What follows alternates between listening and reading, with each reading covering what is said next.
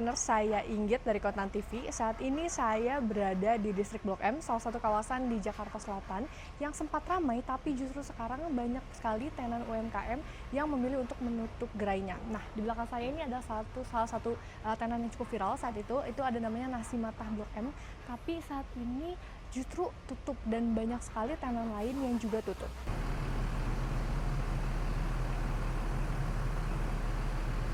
Nah, walaupun ada gerai-gerai yang sudah tutup, di sini masih ada yang masih buka. Nah, salah satunya itu adalah gerai jam tangan atau servis jam tangan di sini.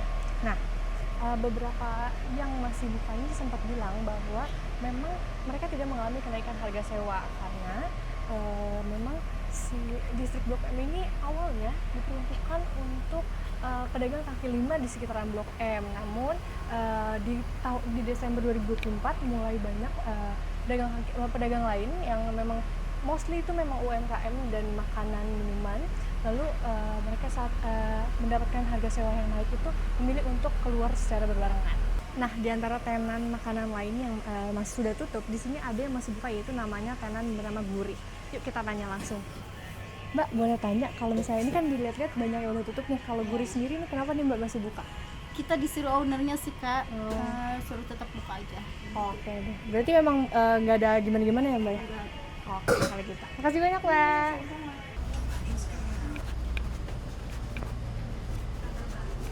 Nah, ini salah satu teman yang masih buka juga, dan ini adalah makanan namanya Love Cheese.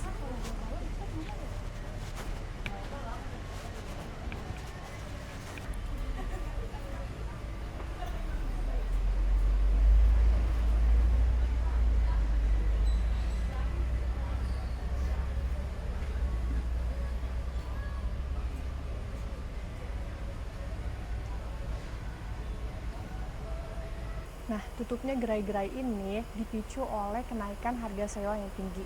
Salah satu teman pernah sempat bilang juga di salah satu wawancara bahwa tadinya di awal bulan itu 2 juta per bulan, tapi setelah makin lama semakin menjalani usaha justru naik bisa sampai 7,5 juta per bulan.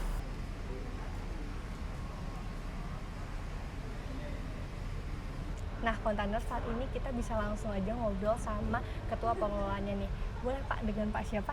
Dengan Pak Haji Sutomo, Oke. Ketua Kopas Pasar Pusat Melawai Blok M. Oke Pak, Ya. mungkin boleh mau tanya-tanya sedikit ya, tadi kan karena Ya. kemarin kan sempat viral nih banyak pedagang yang mereka pada menutup gerainya. Ini Ya. kira-kira tuh sebenarnya penyebabnya apa sih Pak kalau dari pihak ini? Penyebabnya yang pantas untuk diuraikan di sini, Dek, itu kenaikan. Nah, terus kembali lagi ke masalah pertanyaan tadi, kenapa pada keluar ada kenaikan yang mendadak sehingga mereka tidak bisa menerima. Kenaikan itu kenaikan apa, Dek? Kenaikan sewa. Sewa itu kalau pedagang lama kayak saya gini, Dek, tetap 300.000. Pedagang-pedagang asli tetap 300.000. Yang kena kenaikan itu adalah pedagang yang nyewa. Nyewa kepada pedagang lama. Dikerjasamakan gitu loh. Umpamanya adik mau dagang di sini, nyewa tempat saya, itu kena uang sewa 5 kali lipat daripada pedagang asli. Yang asli cuma 300.000, yang penyewa tadi dikenakan 1,5 juta. Ya, pedagang ini kan udah dagang selama 8 bulan, Dek. Sebelum kenaikan kan enjoy aja, nggak ada masalah. Enjoy aja, nggak ada masalah. Begitu ada kenaikan itu berbarengan dengan ditagihnya uang jaminan dan uang perbaikan toko. Uang jaminan itu sebulan uang sewa. Jadi kalau 1,5 juta, kena 1,5 juta lagi, jadi 3 juta. Kena tambahan 100.000 per bulan untuk uang perbaikan oleh MRT. Itu di bulan 7 itu dan 8 itu, di bulan 7-nya Ding, itu 3.100.000, 3.100.000, kan tinggi sekali. Kan viral rame ini nggak semuanya rame, ada juga pedagang yang sepi, yang rame 4 lokasi doang, ya kan, sebanyak ini cuma 4 toko yang rame, yang lainnya juga sedang-sedang aja, yang sedang-sedang aja kabur lah, akhirnya sepakat mereka kabur bersama. dengan meninggalkan utang 2 bulan yang belum terbayar, tapi diizinkan sama MRT jam 00 malam. Yang menaikkan MRT dari 300.000 menjadi 1,5 juta. Berarti bukan dari pengelola ya Pak ya itu? Ya pengelolanya mereka. iya, Ini iya, kan betul. saya ini kan Operasinya sebelum apa Dek. Jadi hari Kamis saya bayar kewajiban pedagang semuanya ini ke bank. Sudah tak bayar, hari Jumat saya tanda tangan MOU kerjasama yang melaksanakan penagihan listrik, penagihan sewa, bla bla bla, operasi. Nanti hasil tarikan itu ya disetor ke MRT, ya toh. Tapi semua tarif itu kan keluarnya dari sana. Saya cuma melaksanakan aja. Karena saya melaksanakan planning itu sehingga saya seolah-olah yang menaikkan. Padahal yang menaikkan itu dari sana. Kok itu nggak tanggung jawab, ini rasio seorang gubernur gimana sih gitu loh.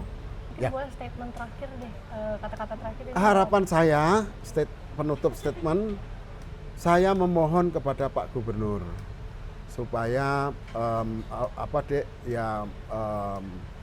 bijaksana, bijak sini. Bijaksana, bijak sini. Enggak bijaksana aja. Bijak sini juga. Supaya kami ditanya biar mendapatkan fakta-fakta yang asli. Ya toh, bukan fitnah.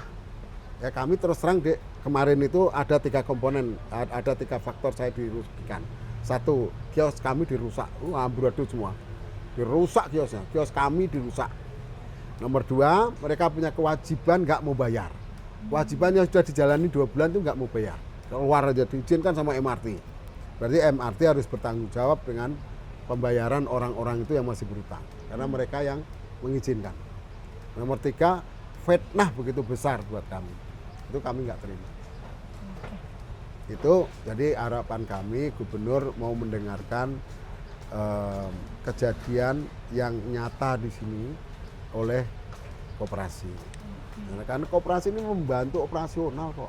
Nggak dapat gaji, nggak dapat uang persentase potongan, nggak dapat. Membantu tugas mereka. Kami difitnah lagi. Fitnah full. Ya, terima kasih. Ya, mungkin segitu aja teman-teman obrolan kita langsung sama ketua koperasi di sini.